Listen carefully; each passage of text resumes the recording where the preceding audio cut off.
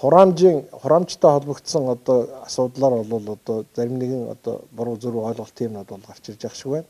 Тэгэхээр бол энэ бол зөвхөн одоо Монгол улсын хувьд бол авсан арга хэмжээ бол одоо биш. Энэ бол өөр Монголын өөртөө засах орны хөгжил шинтгэлийн хороо бомбын албаны зөвлөлөөс 2016 оны 11 сарын 4-ний өдөр ийм шийдвэр гарсан юм билээ.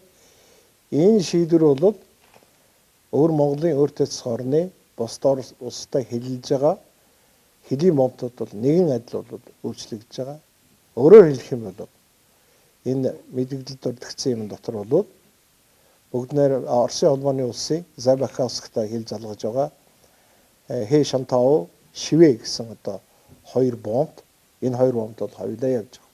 Ингээ үзэхдээ зэрэг бол энийг талыг харсан ийм арга хэмжээ бол огт биш.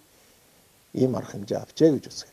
За нөгөө талаар бол ер нь бол хэлийн бомбын нэвтрүүлэх хүчин чадлыг сайжруулахын тулд заашгүй хөрөнгө оруулалтын шаардлага байгаа. Ийм шаардлага ч гэсэн манайд бол дотооддоо бол байгаа. Бүгд найрамд Хятад улстай хэлсэн нийт энэ бомбын хэмжээнд одоо ийм арга хэмжээ авч байгаа үгүй.